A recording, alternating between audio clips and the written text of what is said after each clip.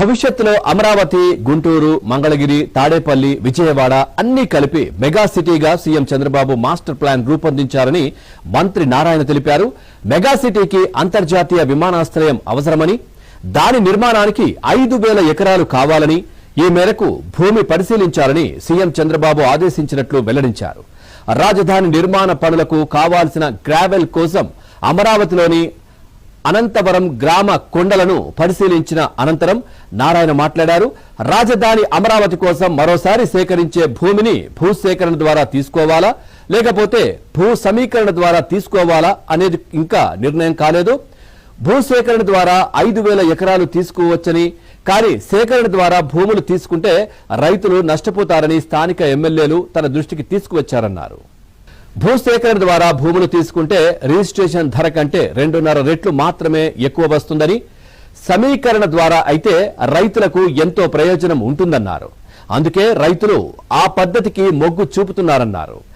భూ సమీకరణలో 5,000 ఎకరాలు కావాలంటే సుమారు 30,000 ఎకరాల్ని తీసుకోవాలని, అందులో రోడ్లు, రైతులకు రిటర్నబుల్ ప్లాట్లు లేఅవుట్లు వేసి డ్రైన్లు కట్టాల్సి ఉంటుందని మంత్రి నారాయణ వివరించారు.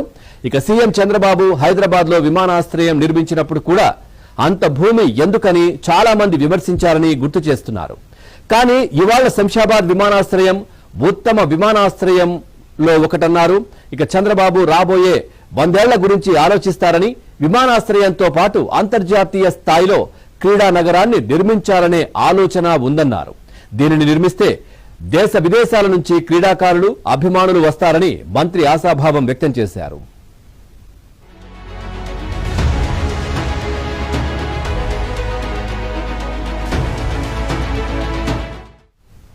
అమరావతిలో నిర్మాణాలకు అవసరమైన గ్రావెల్, కంకర సరఫరా చేయడానికి గనుల శాఖ 5 జిల్లాల్లో 851 ఎకరాలను సిఆర్డీఏకు కేటాయించింది. వీటిలో ఏలూరు జిల్లాలో 355, కృష్ణాలో 428, పల్నాడులో 28, గుంటూరులో 21, ఎన్టీఆర్ జిల్లాలో 18 ఎకరాలు ఉన్నాయి.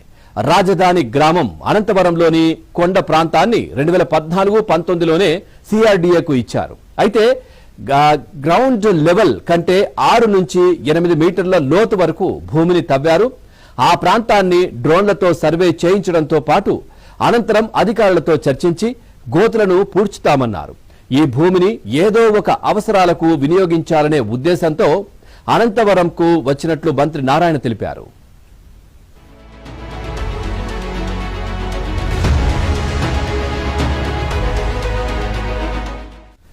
రాజధాని నిర్మాణానికి భూములు ఇచ్చిన రైతులు అపోహపడాల్సిన పనేం లేదని మంత్రి నారాయణ భరోసా ఇచ్చారు.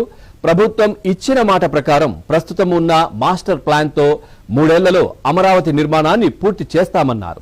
అధికారుల కోసం నిర్మించిన ప్రభుత్వ భవనాలను ఏడాదిలోపు పూర్తి చేయడంతో పాటు ఏడాదిన్నరలో అమరావతిలో సుమారు 360 కిలోమీటర్ల ట్రంక్ రోడ్లను నిర్మిస్తామన్నారు.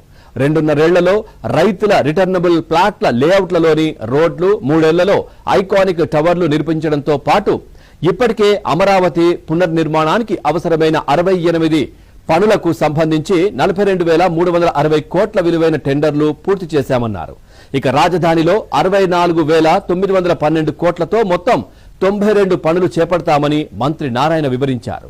గత వైసీపీ ప్రభుత్వం రాజధానిని కట్టనప్పుడు 2014 నుంచి 2019 వరకు ఇచ్చిన టెండర్లను రద్దు చేసినా బాగుండేదన్నారు. వాటికి డబ్బులు చెల్లించకుండా అలాగే ఉంచడంతో న్యాయపరమైన సమస్యలు తలెత్తాయన్నారు.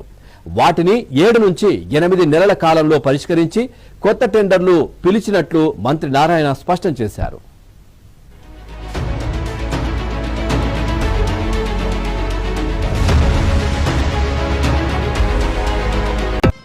గూగుల్లో వెతికితే అమరావతి కనిపించడం కాదు, అమరావతిలోనే గూగుల్ కొలువు తీరబోతోంది. ప్రపంచంలోని టాప్ కంపెనీ రాకతో అమరావతి అభివృద్ధి మరింత పరుగులు పెట్టడం ఖాయమని ఏపీ ప్రభుత్వం భావిస్తోంది. ఆంధ్రప్రదేశ్ రాజధాని అమరావతిలో గూగుల్ సంస్థ అడుగు పెట్టబోతోంది. ఈ భారీ ప్రాజెక్ట్ రాష్ట్ర అభివృద్ధిలో కీలకం కానుంది. అమరావతి రీజియన్ పునర్నిర్మాణానికి ఈ ప్రాజెక్ట్ గేమ్ చేంజర్ అవుతుందని ఆశలు వ్యక్తమవుతున్నాయి. అమరావతి రాజధాని వేగంగా అభివృద్ధి చెందాలంటే గూగుల్, క్వాంటమ్ వ్యాలీ లాంటి కీలక ప్రాజెక్టుల్ని త్వరగా స్థాపించాలి అన్నది చంద్రబాబు సర్కార్ ఉద్దేశం. ఇందులో భాగంగా ఏకంగా గూగుల్ కంపెనీని మెప్పించి ఒప్పించి అమరావతిలో ఏర్పాటు చేయించేలా పెద్ద ఎత్తున ప్రయత్నాలు జరుగుతున్నాయి. ఆ ప్రయత్నాలు దాదాపుగా సత్ఫలితాలు ఇస్తున్నాయనే చెప్పాలి. ఈ క్రమంలో అనంతపురం నెక్కల్లు మధ్యలో అమరావతి ప్రధాన రహదారి E8 పక్కన సర్వే నెంబర్లు 10, 12, 13, 15, 16 లో ఉన్న సుమారు 143 ఎకరాల స్థలాన్ని గూగుల్ కు కేటాయించేందుకు CRDA ముందుకొచ్చింది.